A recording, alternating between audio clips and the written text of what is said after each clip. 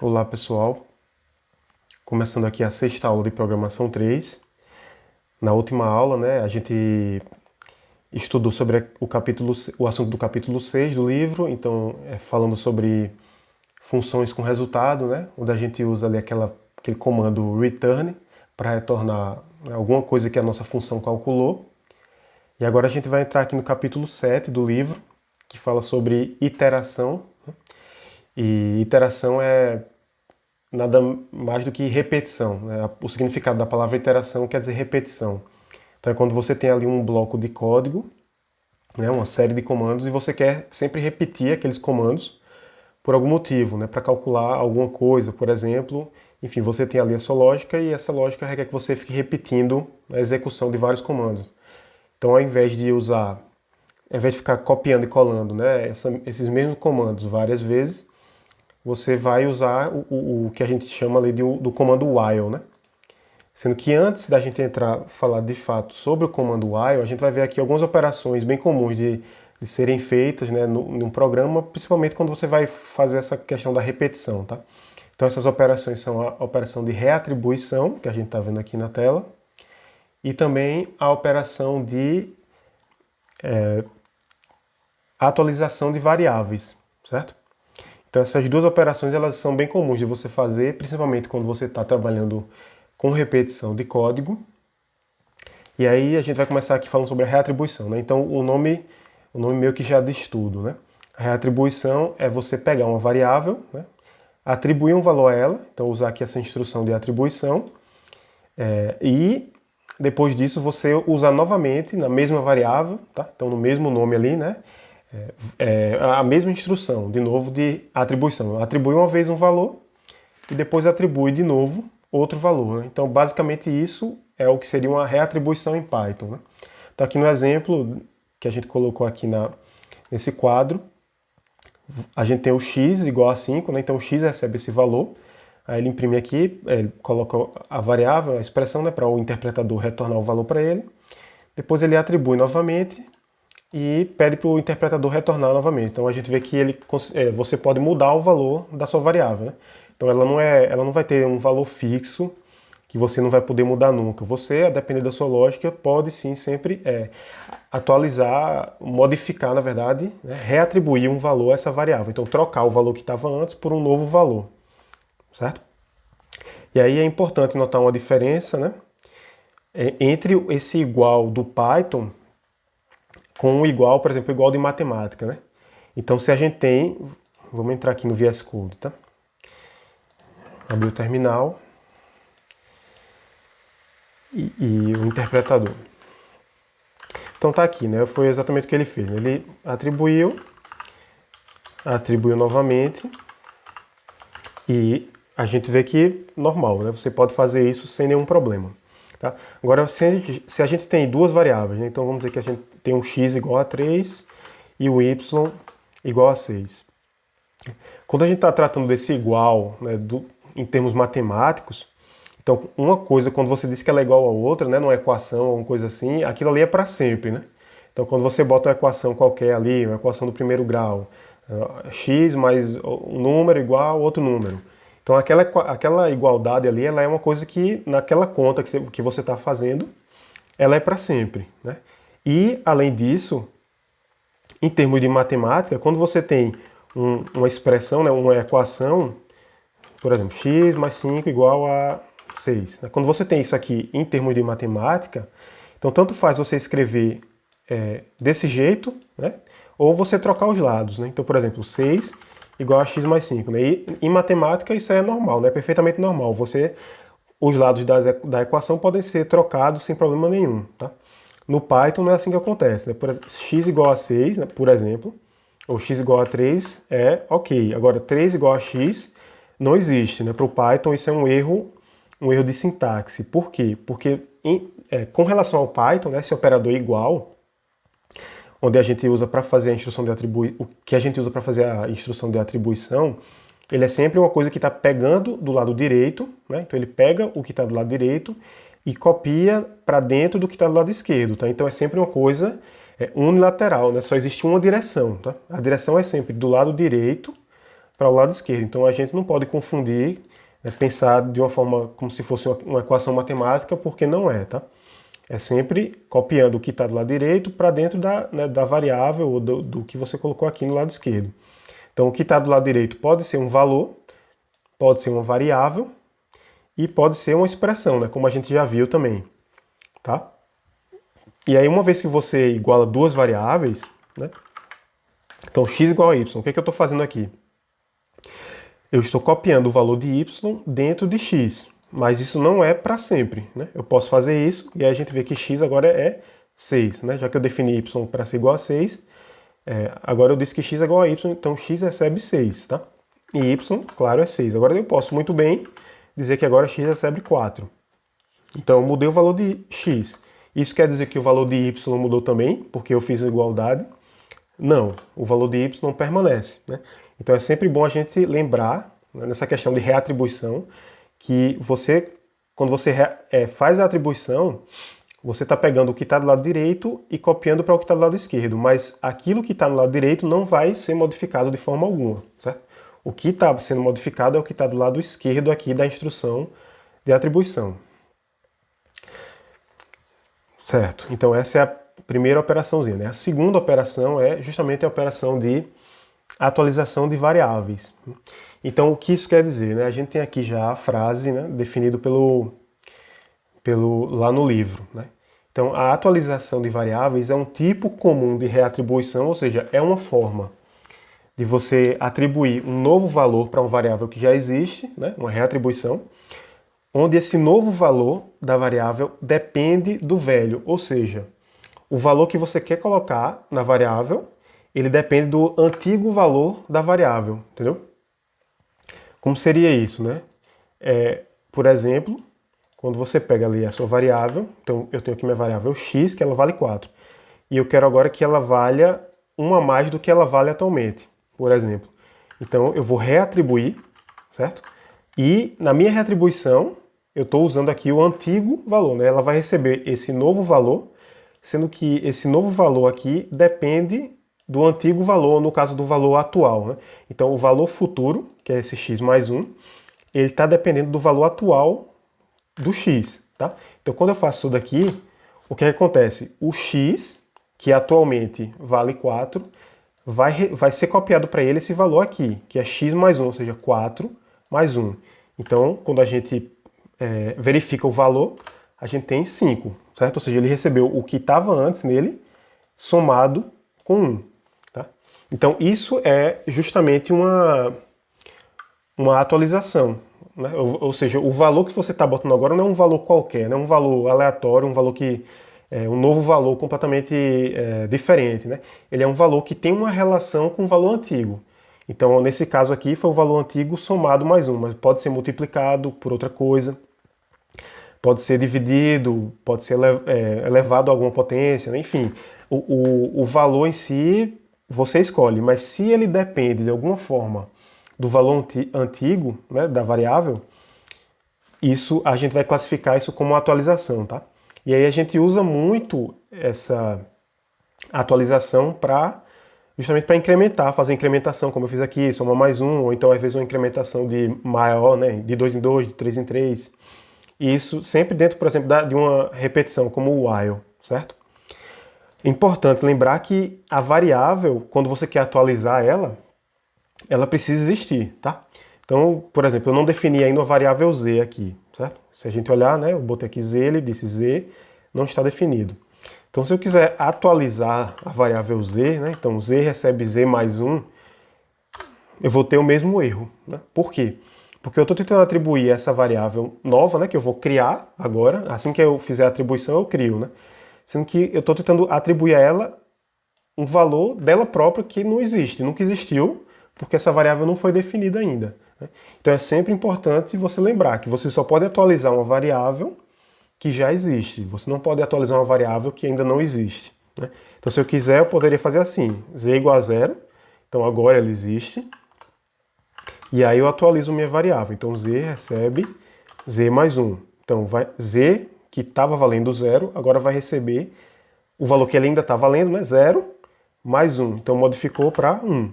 Então agora z foi atualizado para 1. E aí, como eu falei antes, quando você soma mais um, né, ou um valor aqui constante, por exemplo, você está fazendo um incremento, não é uma incrementação.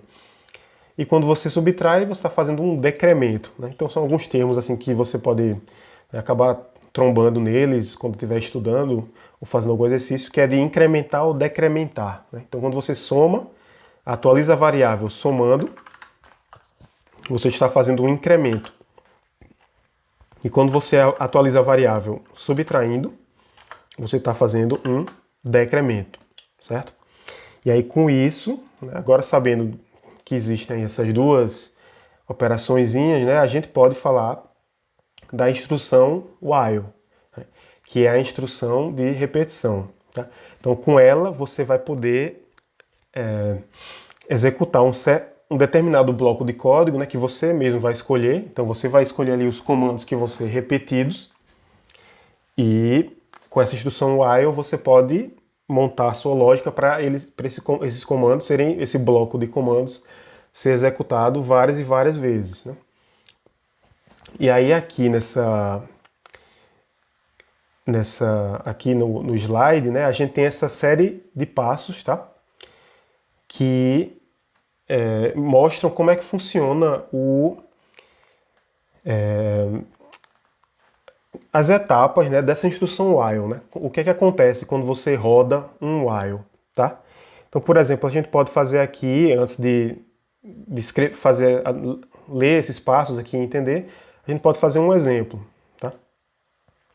Então vamos voltar aqui no VS Code e vamos escrever um bloco do while que vai fazer, por exemplo, uma contagem regressiva, né?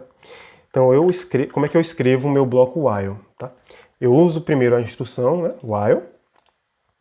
Depois dela eu coloco a condição, tá? Então essa condição é justamente o que ele vai checar para saber se ele deve ou não continuar a repetição, certo? Então, da mesma forma que, por exemplo, no if, né, na execução condicional que a gente viu, ele checa uma condição para ver se ele vai rodar ou não o bloco. O while é a mesma coisa. O while ele vai checar aqui uma condição, certo? Que se a condição for verdadeira, ele roda o bloco. Se for falso, ele não roda. A diferença do if para o while é que o if ele roda uma vez e o programa segue. O while ele pode rodar 0 ou mais vezes, né? Pode rodar nenhuma vez, se a condição já for falsa desde antes, ele vai pular o bloco do while completamente, né? Porque a condição já veio falsa.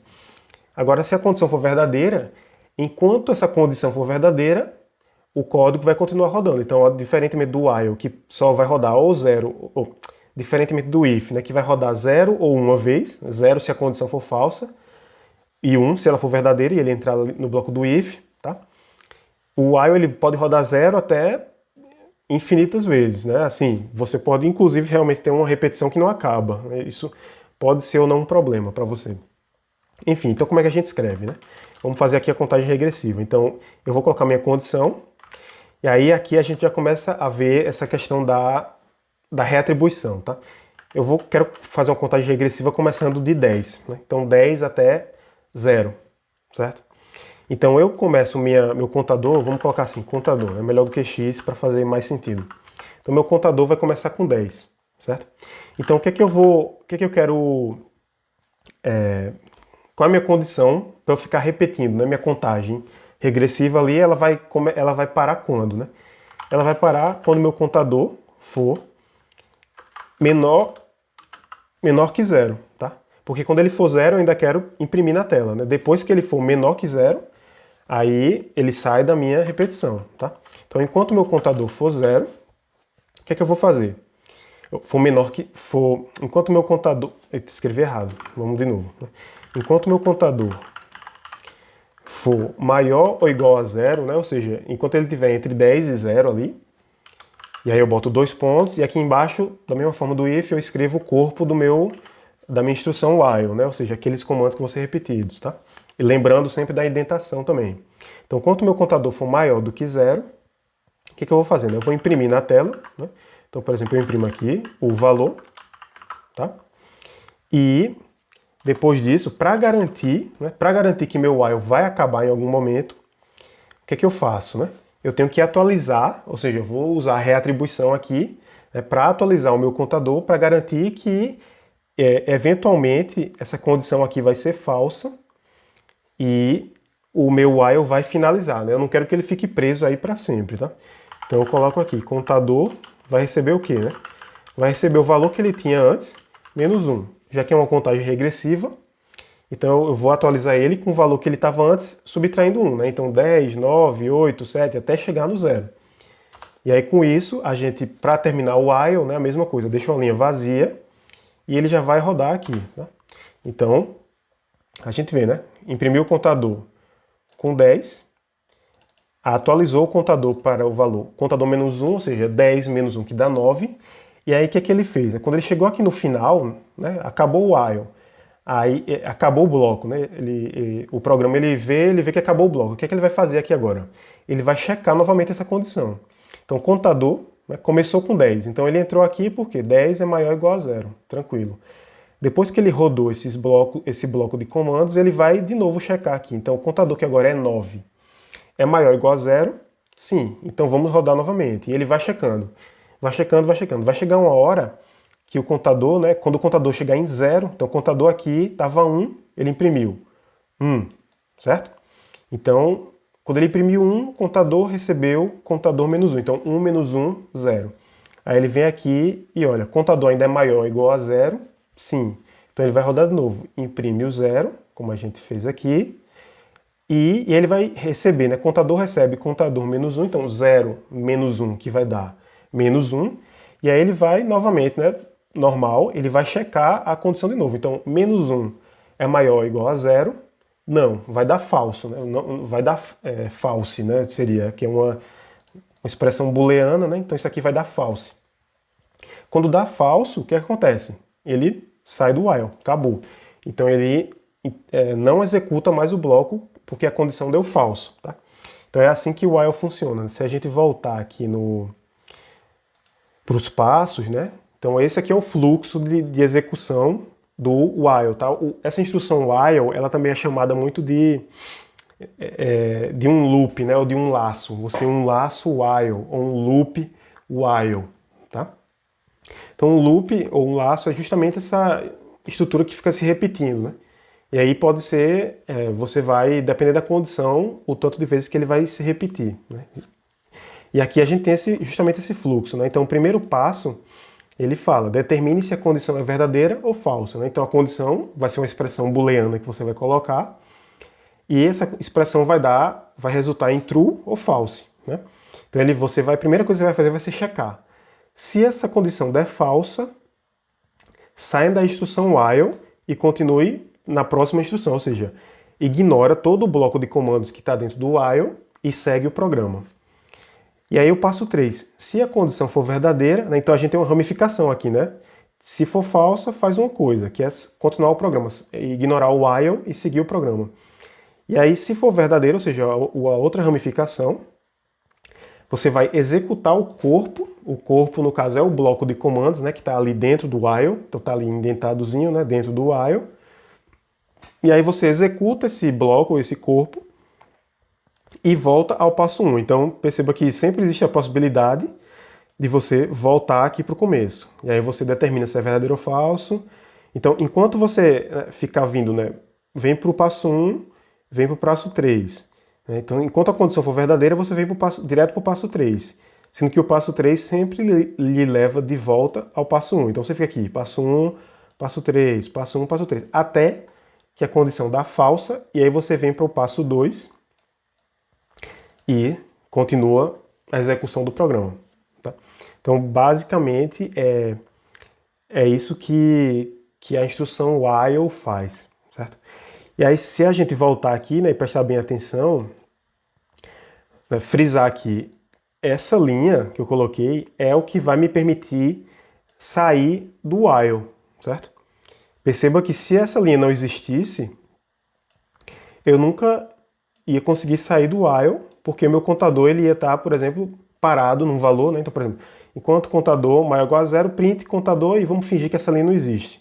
Então, meu contador que começou com 10, ele imprime 10, nada acontece, então ele chega aqui, o contador ainda é 10. Então ele vai ficar imprimindo 10, 10, 10, 10, 10 para sempre, sem chegar nunca no final do while, né? Por quê? Porque minha condição, ela nunca está sendo atualizada, ela nunca vai chegar num ponto que ela vai ser falsa, ela vai ser verdadeira para sempre.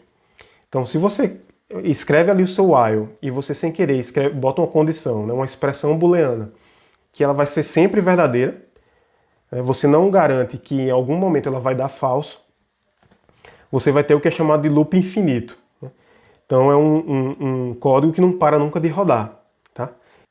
E isso é isso, né? Esse é a instrução while. Tá? Você usa ela para repetir a execução de comando várias vezes. Existe um comandozinho que a gente usa, né, junto com o while ali, ou na verdade em vários, qualquer instrução de repetição, tá?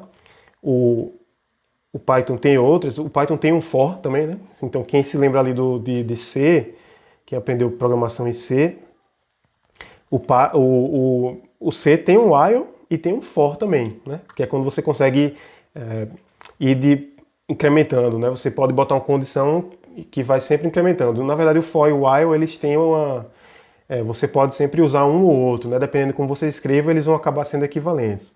O Python ele tem o for também, que é um pouquinho diferente. A gente vai ver depois, no capítulo 8, né, como é que a gente usa o for em Python.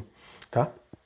E aí, quando você está nessas instruções assim, de repetição, né, que executa o mesmo bloco de comandos várias vezes, a gente tem um comandozinho extra aqui, que é o chamado break. Tá? Então, break seria quebrar, por exemplo. Né? Então, esse comando, você usa ele quando você quer sair do loop, independentemente, ou seja, você quer sair do laço, né? Você quer sair de dentro ali do seu bloco que está sendo repetido, tá? E o break ele é independente da condição. Então, independente dessa condição que a gente coloca aqui no while, né? Então, por exemplo, while condição. Então, independente dessa condição aqui, quando o seu bloco ele chega num break, então o laço ele vai sair imediatamente do laço, tá? Mesmo que a condição ainda seja verdadeira, por exemplo, né? Ele vai sair, porque ele encontrou o comando break, certo? Então isso aí você pode usar quando você quer sair adiantado, né, de um loop. Por exemplo, se você tem lá o seu laço, né, o seu while, e você está rodando, mas tem alguma condição que você quer, que se ela acontecer, você não quer ir até o final, até a condição ficar falsa. Né? Você tem alguma particularidade assim que, por exemplo, você não quer esperar que o contador chegue até 0. E aí você pega e coloca um break para ele sair antes. Tá? Então a gente poderia reescrever esse nosso contador aqui. Por exemplo, eu quero dizer assim, não quero nunca que ele chegue em 0. Né? Então a gente, claro, poderia mudar aqui para 1 e ele nunca ia chegar no 0. Mas a gente pode escrever isso com break também, né? Só para visualizar. Então, por exemplo, eu vou resetar aqui, né? Resetar aqui o contador. E aí eu vou colocar aqui, né? Enquanto o contador for menor ou maior ou igual a 0, maior ou igual a 1, desculpa, maior ou igual a 0, eu imprimo aqui na tela o contador e depois eu vou fazer o quê? Eu vou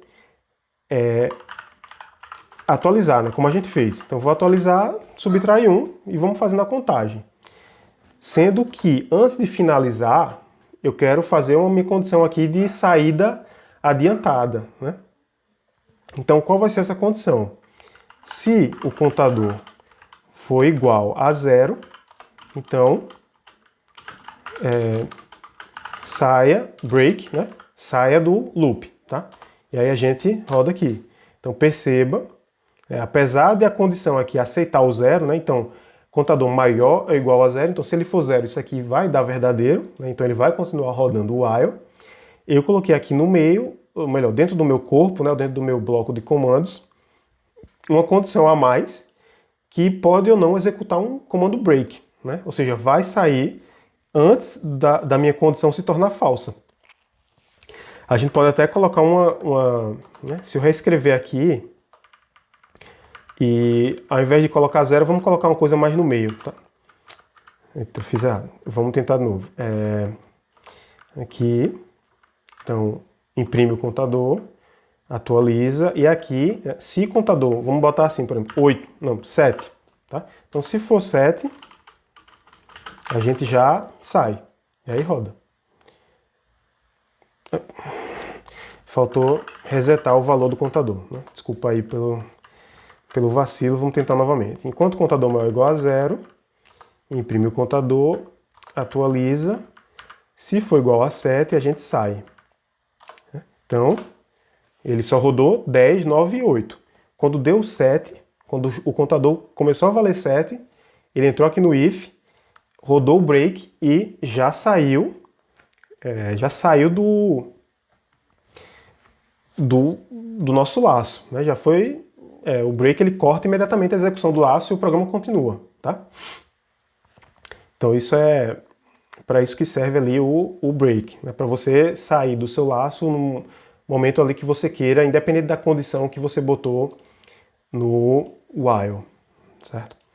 E aí vamos voltar aqui para a apresentação. Então, com isso a gente finaliza aqui, né, essa parte do break e aí a gente acaba também o capítulo 7. Tá? Tem mais algumas coisas lá, ele fala, tem mais uns textos, assim, uma parte mais teórica, quem quiser ler é interessante, ele fala sobre o que é um algoritmo, enfim, pode ser interessante para a leitura, tá? Mas aqui a gente viu o básico, né, que a gente queria ver, que é justamente como usar uma estrutura de repetição ali, né, uma instrução de repetição, que é a instrução while, certo? E aí a gente agora sabe já como rodar códigos rodar o código que pode repetir ali um bloco de comandos, tá? E aí, como eu falei na última aula, sabendo disso, a gente pode agora resolver esse exercício aqui, né, o 6.3, que a gente não conseguiu resolver na outra aula, essa parte 2 aqui, né? Então, na parte 1, vamos voltar aqui no VS Code, abrir aqui o arquivo. Então, na parte 1, a gente definiu essas 3 funções aqui, né? Então, ele é uma função que retorna a primeira letra de uma string, uma função que retorna a última letra de uma string, ou de uma palavra. Coloquei aqui o nome do parâmetro palavra, né? Mas vai ser uma string. E uma função que retorna o meio de uma string, ou seja, o que seria ali excluindo a primeira e a última letra, né? E ele pediu para a gente testar essas funções, né? Então, se a gente testar, vamos testar aqui de novo, só para recapitular. Então vamos dizer que meu nome aqui, meu variável, vou definir um aqui como sendo, sei lá, Penedo, por exemplo, e vamos definir outra com só 2 letras, né, que ele também pediu para testar, x, y, z, um com uma letra só, e mais uma assim com vazia, né? Então vamos testar com todas essas, tá? Então, por exemplo, primeira letra, e aí vamos colocar x. Então, ele voltou a primeira letra, ótimo. Botar y, ele volta também a primeira letra. Se eu colocar z, ele interpreta esse a como a primeira letra.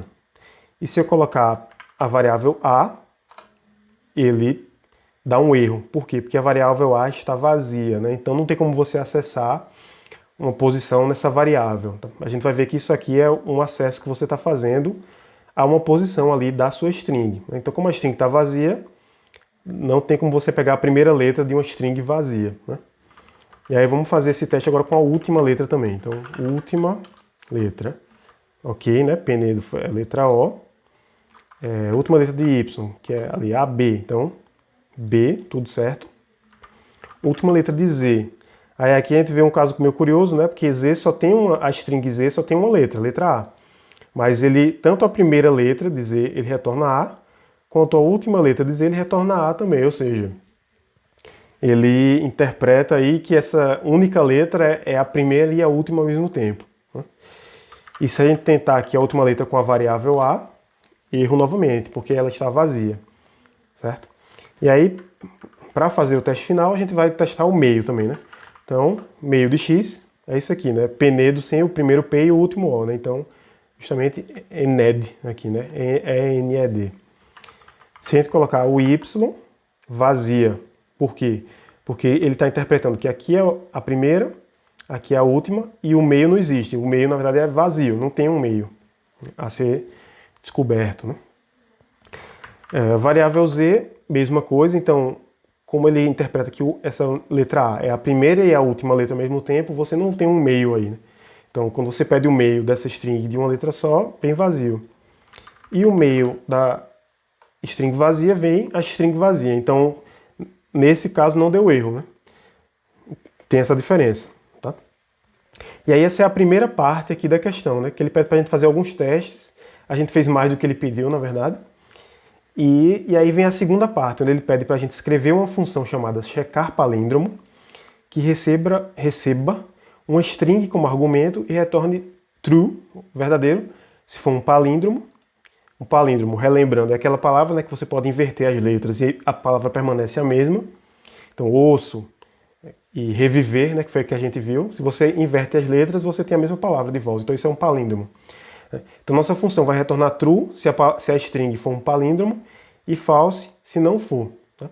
E ele lembra aqui pra gente, né? Lembre-se de que você pode usar a função len para verificar o comprimento de uma string, certo? Então, vamos voltar aqui. E só para fazer o teste, né? Vamos testar aqui essa função len com essas diferentes strings, tá? Então, deixa eu colocar elas aqui de novo. E aí, len de x é 6. Né? Aqui, 1, 2, 3, 4, 5, 6. Ok. Então, o comprimento de y vai dar 2, AB. O comprimento de z vai dar 1, só tem uma letra. E o comprimento da variável a deu 0, porque é uma string vazia. Né? Então, em posse desse conhecimento, né, a gente sabe que se a string ficar vazia, ele vai voltar a 0. A gente pode tentar aqui definir a nossa função. Tá? Então, a função vai chamar checar palíndromo e vai receber, vamos colocar a palavra aqui também, né? Então vai receber uma palavra que a gente vai justamente testar se ela é um palíndromo ou não. Tá? E aí qual vai ser a lógica aqui da gente, certo? A gente vai ter uma variável auxiliar aqui, então vou chamar assim, string auxiliar, que a gente vai querer sempre atualizar, certo? Com uma nova string baseado no que nas verificações que a gente vai fazer nessa palavra, tá? Então, por exemplo, para uma palavra ser um palíndromo, né, vamos dizer osso, tá? O que é que a gente vai checar aqui? A gente vai checar se a primeira e a última letra são iguais, certo? Então, se a primeira e a última letra são iguais, a gente começou bem, né? Existe aí uma possibilidade de ser um palíndromo. E aí o que a gente pode fazer, uma vez que a gente sabe que a primeira e a segunda letra são iguais? A gente pode remover essas letras, né? Ou seja, ficar só com o meio, tá? Então, veja que eu estou falando aqui, né? Meio, primeira letra, última letra. Então a gente fica só com o meio e checa se a primeira letra desse nova string que a gente obteve agora só com o meio, tá? Então se a primeira letra aqui for igual à última letra, continuamos indo bem. A gente ainda pode ser um palíndromo, já que quando a gente pegou e ficou só com o meio ali, a primeira e a última letra daquele meio é igual ainda. E aí a gente recebe o meio de novo, que nesse caso é uma string vazia, né? Já que não tem mais. Né? Então seria uma coisa assim, né? A gente não tem aqui um meio. Né? Então quando a gente chega nesse string vazia, o que aconteceu? A gente verificou toda a string. Então a gente chegou no final. Se a gente chegar nesse final, onde a string está vazia, e nunca teve um problema, né? Ou seja, a gente nunca encontrou duas letras diferentes, então quer dizer que a gente de fato achou um palíndromo. A palavra é um palíndromo, certo? Então como é que a gente faz isso aqui, né? A gente já tem essas funções que ele deu pra gente, então primeira letra, última letra e meio, e agora a gente vai aqui, essa string auxiliar é justamente a variável que a gente vai ficar atualizando com o meio da palavra anterior, entendeu? Então ela vai começar com a palavra completa, certo? E aí, enquanto o comprimento dessa nossa string auxiliar aqui for maior que 0, ou seja, enquanto essa string não estiver vazia, né, a gente vai checando ali, primeira e última letra. Né? Então a gente vai checar aqui, se a primeira letra da nossa string auxiliar, eu vou diminuir o tamanho dessa variável que está muito grande, então eu vou botar assim, str ao x. Então, Se a primeira letra da nossa string auxiliar for igual, ou melhor, for diferente, né? Se a gente achar que é diferente da última letra dessa string, ou seja, a gente achou aqui uma diferença. Então, certamente não é um palíndromo, né? Então, se eu achar essa diferença, o que eu vou fazer? Eu vou retornar falso, né? Por quê? Porque eu já achei duas letras diferentes ali. A primeira e a última, elas têm que ser sempre iguais, né? Se rolar uma letra diferente, a primeira letra é diferente da última, quer dizer que eu já não tenho um palíndromo, né? Então, por exemplo, se ao invés de osso aqui a gente tivesse a palavra, sei lá, ósseo, né? Então vamos dizer assim, ignorando o acento, né? Então a primeira e última, tudo certo. Aí a gente, né, ignora, pega só o meio, e agora vê, a primeira e última são iguais. Opa. A primeira e última são iguais, não são diferentes. Então daqui a gente já conclui, não é palíndromo.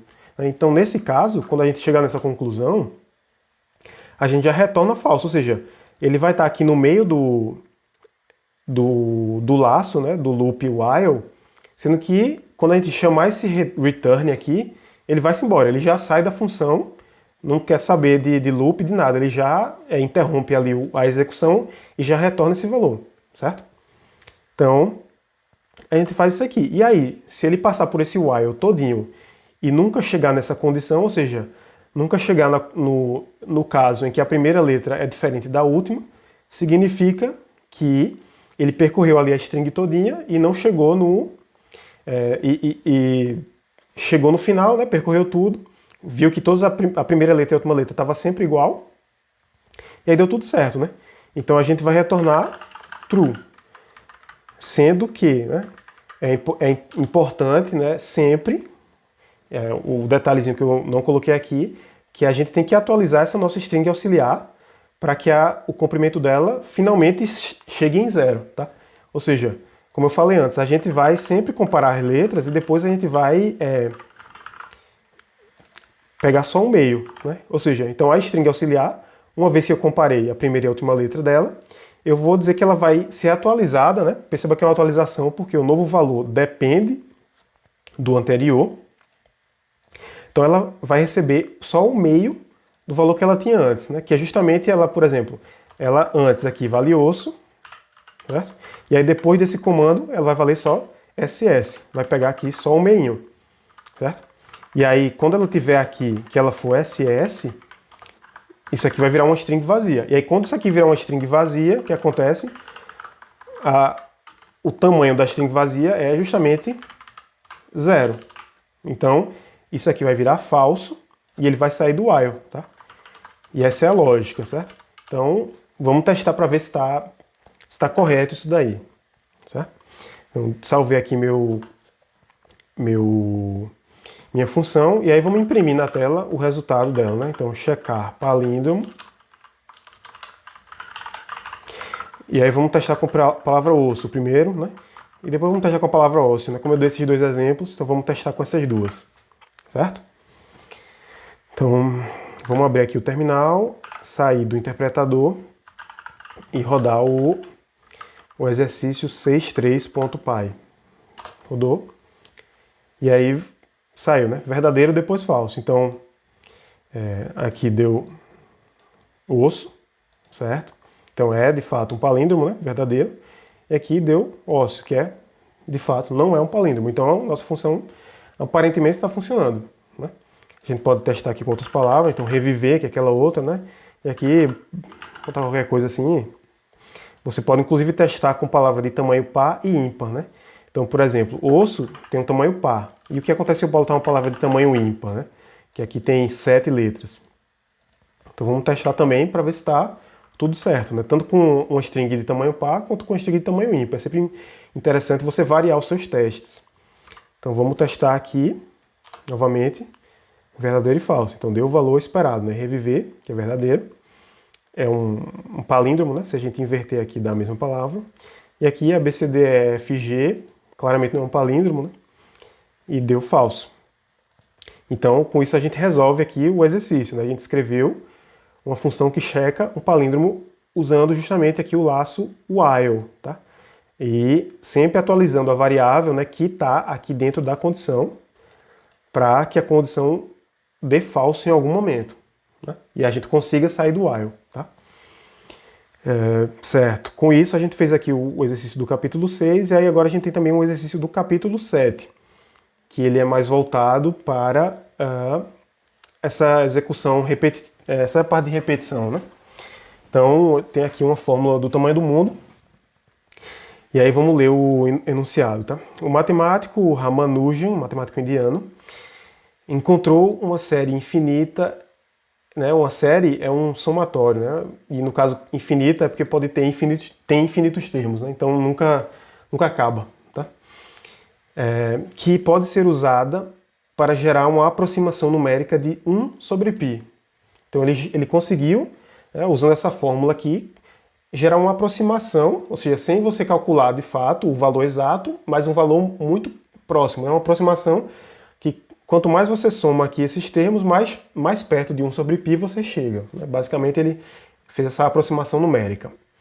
E aí a questão faz o quê, né? Escreva uma função chamada estimar π, que use esta fórmula, então essa fórmula aqui em cima, para computar e devolver uma estimativa de π. Então, se a gente prestar atenção, essa fórmula aqui ela vai dar para a gente uma estimativa de 1 sobre π. E aí, como é que a gente obtém uma estimativa de π?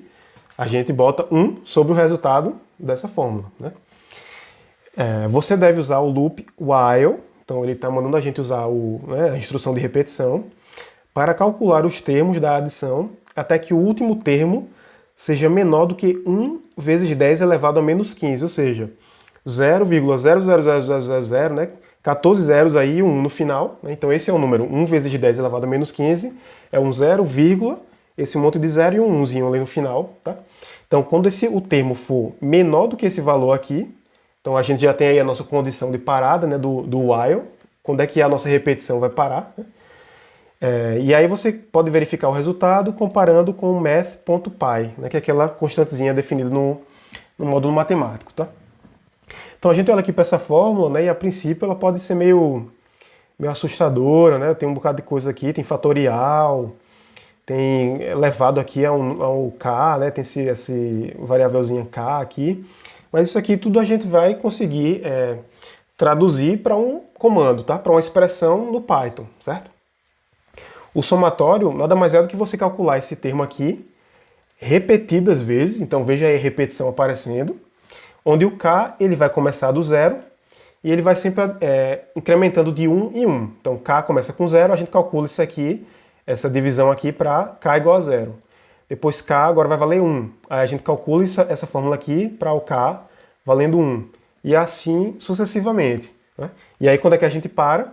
Quando essa fórmulazinha aqui ela der um valor menor do que 1 vezes 10 a menos 15. Quando der esse valor menor, a gente para de contar, certo? Então vamos começar aqui a fazer a nossa... tentar resolver esse exercício, né? Vamos voltar aqui para o VS Code. E aí esse é o exercício 7.3. Então eu vou criar um novo arquivo aqui. Exercício 7.3.py. E vamos definir a nossa função, que é estimar π. Então a função chama estimar π. Estimar π, né? Π é porque, enfim, em inglês. É estimar π. E perceba, né, que ele quer que a gente use essa fórmula aqui. A gente não vai ter que dar nenhuma entrada, né, na função. Não tem nenhum argumento, né? Então a gente vai deixar ela sem argumento mesmo, tá?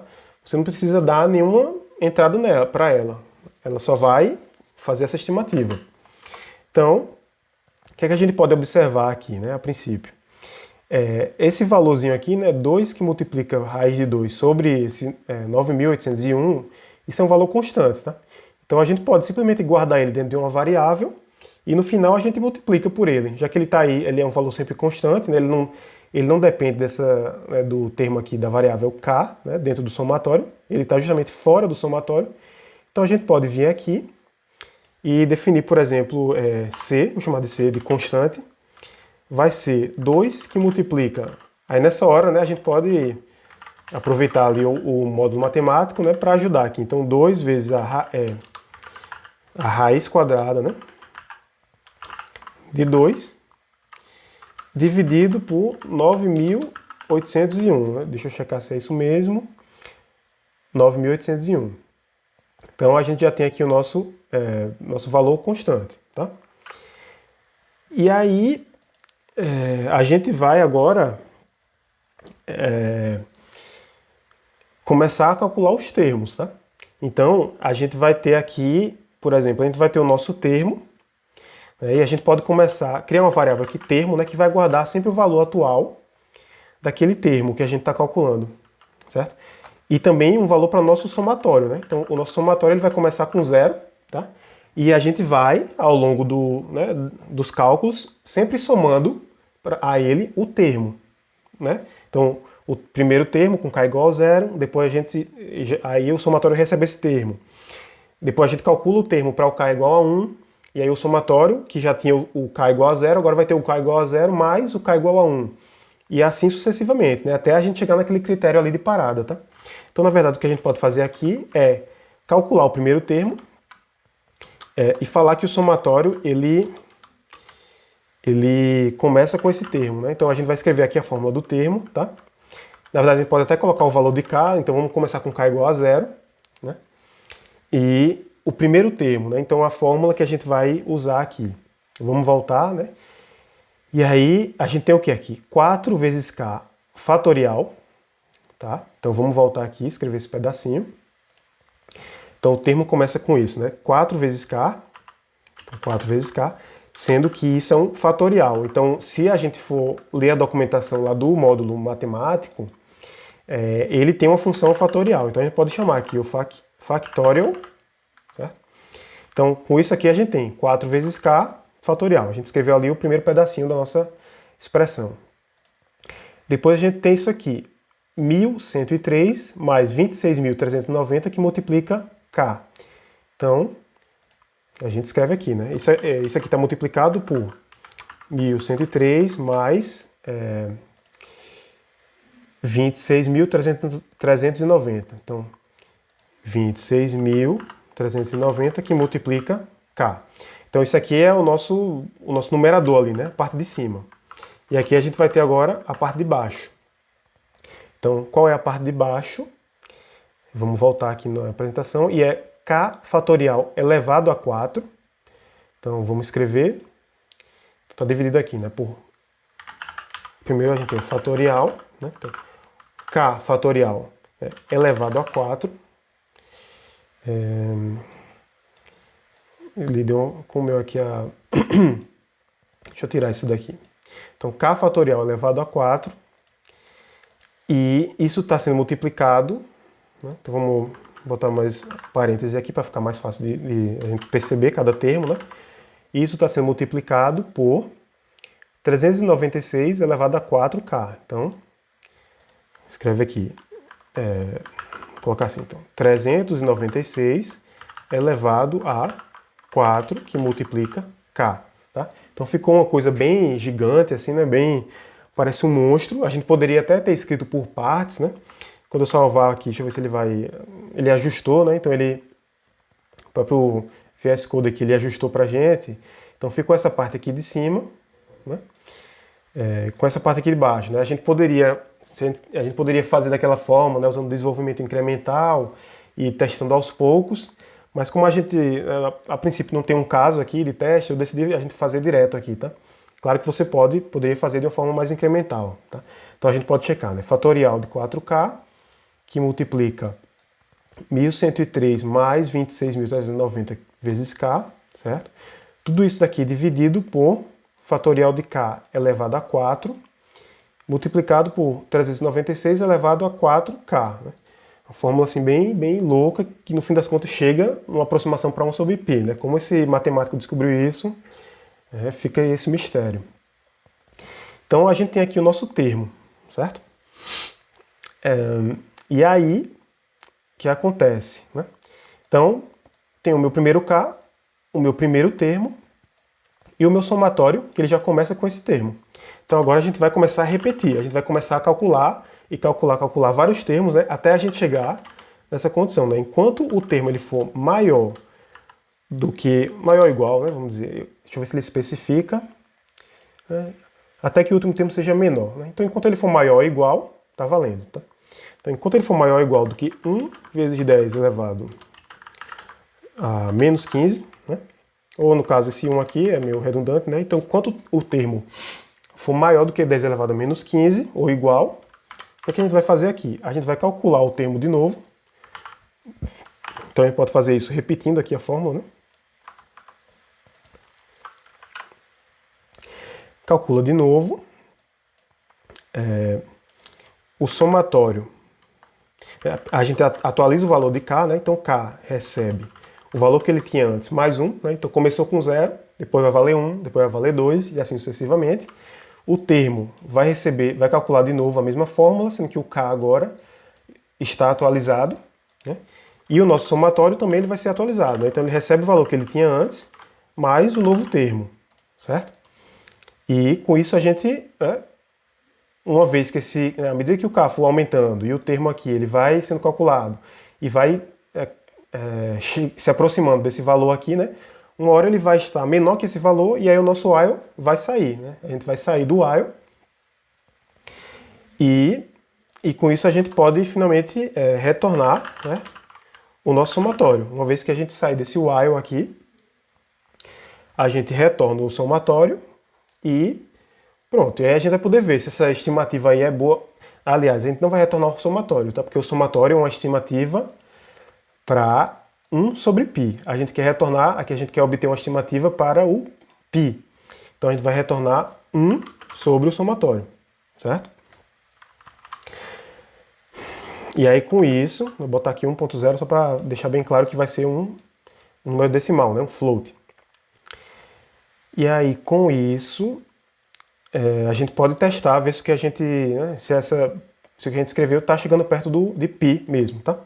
Então vamos salvar aqui. Vamos imprimir na tela, né, o que é que essa função retorna. Se chegar perto de π, a gente pode imprimir ela e pode imprimir antes dela a própria constante, né, do módulo matemático. Então a gente imprime a constante, imprime o que sai e vamos ver se é parecido.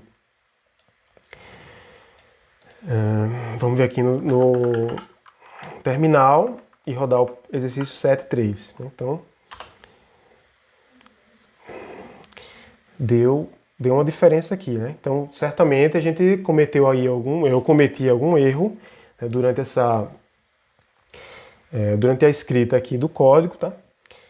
E a gente pode checar, né, o que foi que aconteceu. E na verdade eu já estou percebendo o que foi que aconteceu. Eu esqueci de multiplicar o somatório pela constante. Aquela constantezinha que a gente definiu aqui no começo, né, e que ela está aqui na fórmula, né, essa constantezinha aqui, eu esqueci de multiplicar por ela. Pode ter sido esse o motivo, né? A gente tem que checar para ver se foi isso mesmo ou se ainda tem mais algum problema. Então, uma vez que eu consertei isso, tá aqui, né? Multipliquei o somatório pela constante, inverti para ver se a gente chega no resultado para o π, e aí a gente salva o script e roda novamente. Vamos ver o que é que dá. E aí, o que é que acontece? Deu igualzinho, né? Ou seja, nesse número de casas decimais aqui, né, que são 1, 2, 3, 4, 5, 6, 15, né? Então foi por isso que ele mandou a gente botar aqui, né, maior do que 10 elevado a menos 15, porque ele queria garantir essa mesma precisão aqui, né? Então a gente vê que ele deu o mesmo número, né? 1, 4, 1, 5, 9, 2, 6, 5, 3, 5, 8, 9, 7, 9, 3. Então perceba que essa fórmula, ela realmente, né, fornece para você uma boa estimativa, tá? E sim, e aí com isso a gente finaliza aqui o exercício 7.3, tá? Então vamos voltar aqui para a apresentação. E aí, finalizando esse exercício, a gente finaliza também o capítulo 7, ok? Então, o capítulo 8, que a gente vai ver na próxima aula, né, porque essa aula aqui já está chegando perto de 1 hora. Então, no capítulo 8 a gente vai falar sobre strings, tá? E algumas funções para você manipular strings, né? Algumas coisas a mais a gente vai aprender sobre string que a gente não viu ainda até agora, né? A gente só sabe que a string é uma sequência ali de caracteres, né? Que é um texto, né? e que você pode converter para número. Se for uma string que tenha número, você pode converter para um número inteiro, número decimal. Mas a gente tem outras operações que a gente pode fazer com string, né? Outras formas de interpretar até uma string, tá? Então na próxima aula a gente vai ver esse capítulo 8 e fazer alguns exercícios. E aí a gente está chegando perto, né, já do final dessa parte básica aí de Python, tá? Então vai ter ali, depois desse capítulo, a gente vai falar um pouco sobre algumas estruturas de dados, né, que o Python tem, e aí entrar na parte de programação orientada a objeto, certo? Então com isso a gente finaliza aqui a aula e até a próxima aula.